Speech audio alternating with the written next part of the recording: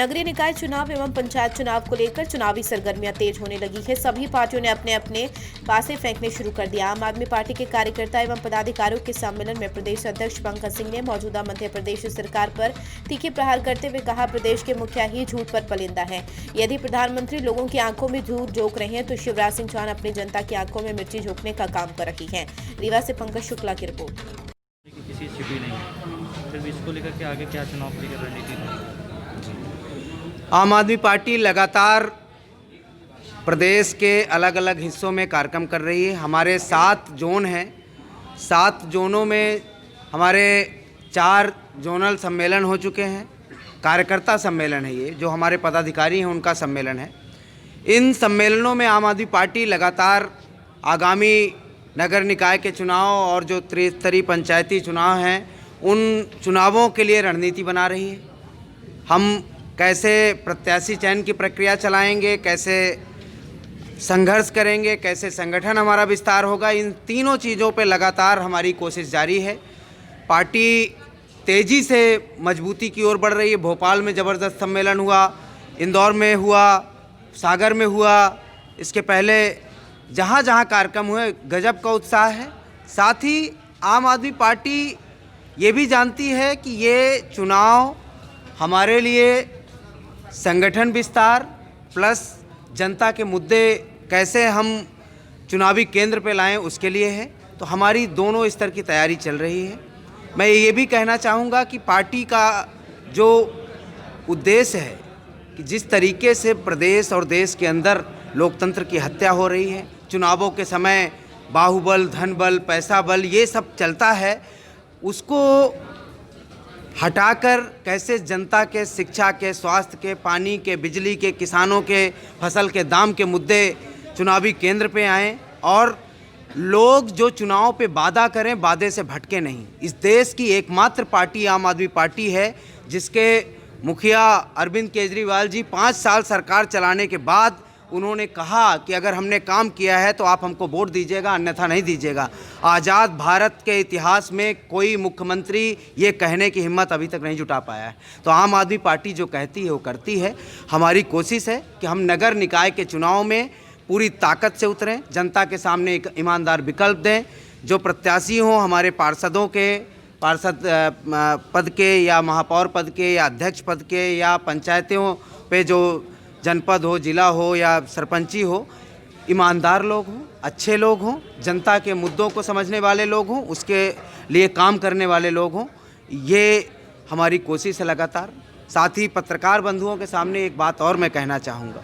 आज पिछले 1 महीने होने वाले हैं। 1 महीने से अन्नदाता देश का अनशन पे, आंदोलन पे बैठा हुआ इस ठिठुरती ठंड पे परिवार के साथ, अपने बच्चों के साथ कई लोगों की 40 से अधिक लोगों की जान चली गई है।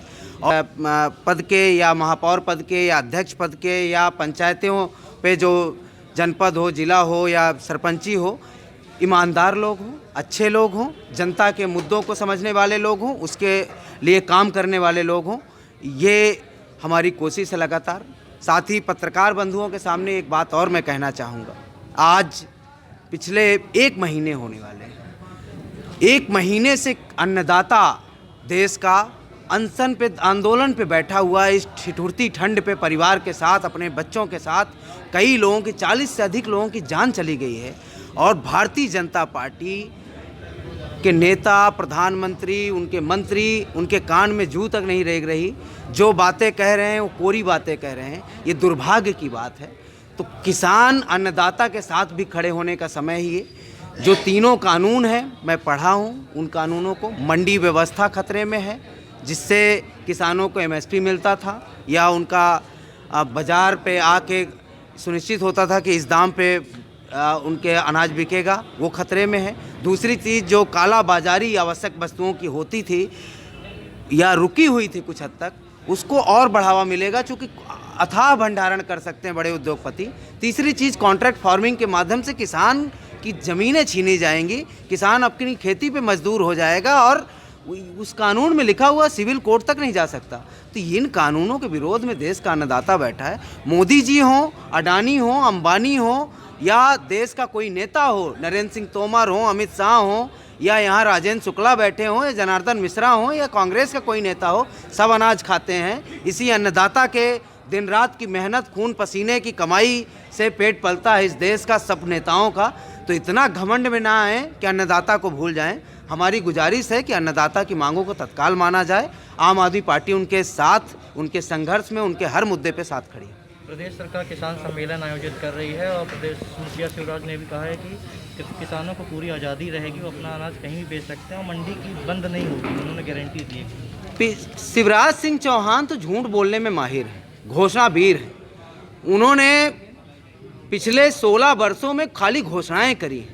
युवा बेरोजगार घूम रहे हैं, महिला अत्याचार के मामले में ये प्रदेश देश में नंबर 1 पे हो रहा है, कुपोषण के मामले में प्रदेश देश पे नंबर 1 हो रहा है। मैं नेशनल क्राइम रिकॉर्ड ब्यूरो और तमाम एजेंसियों के आंकड़े बोल रहा हूँ। 5 किसान रोज मध्य प्रदेश में आत्महत्या करते हैं। किसान खाद बीज के लिए यहाँ तरस रहे हैं, कहीं कर्जे के नाम पर, कहीं बिजली बिल के नाम पर आत्महत्याएं दिनों ब दिन बढ़ती जा रही। शिवराज सिंह किस मुंह से कह रहे हैं? वो तो बसें लगाकर जैसे तैसे बोल रहा हूँ। 5 किसान रोज मध्य प्रदेश में आत्महत्या करते हैं, किसान खाद बीज के लिए यहाँ तरस रहे हैं, कहीं कर्जे के नाम पर, कहीं बिजली बिल के नाम पर आत्महत्याएं दिनों ब दिन बढ़ती जा रही। शिवराज सिंह किस मुंह से कह रहे हैं? वो तो बसें लगाकर जैसे तैसे करके सम्मेलन बुला रहे हैं। उसी सम्मेलन में जो किसान पहुंचते हैं वो बोलते हैं कि हम तो किसान सम्मेलन के साथ हैं, यहाँ हमें लाया गया था तो हम आ गए थे।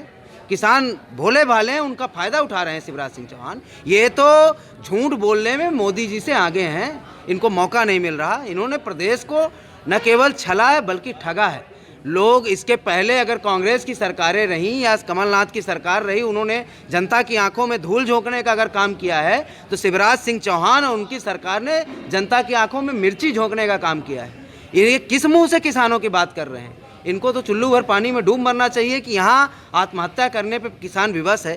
युवा इंजीनियरिंग की डिग्री लिए, बीएससी किए, एमए किए, पीएचडी किए, सड़कों में घूम रहे हैं और रोजगार नहीं है।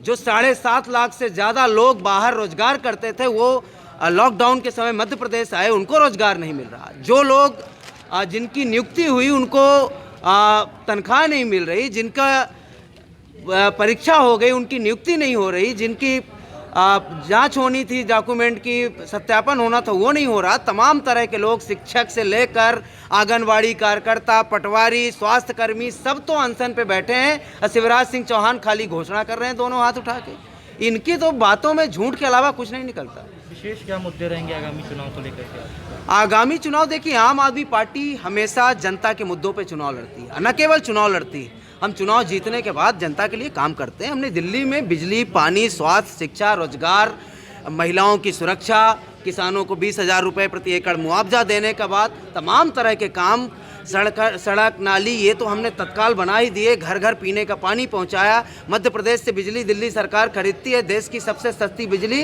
200 यूनिट तक मुफ्त में बिजली देती है। मध्य प्रदेश में मामा जी सबसे महंगी देश की बिजली जनता को देते हैं। जब चुनाव आता है 1 महीने माफ़ करके अगले महीने 3 महीने को वसूल लेते हैं। तो ये आम आदमी पार्टी तो जनता के मुद्दे पे काम करने वाली पार्टी है। चुनाव में हम लगातार जवाब दो हिसाब दो यात्रा प्रदेश के सभी वार्डों में चला रहे हैं, रीवा में भी चलाएंगे।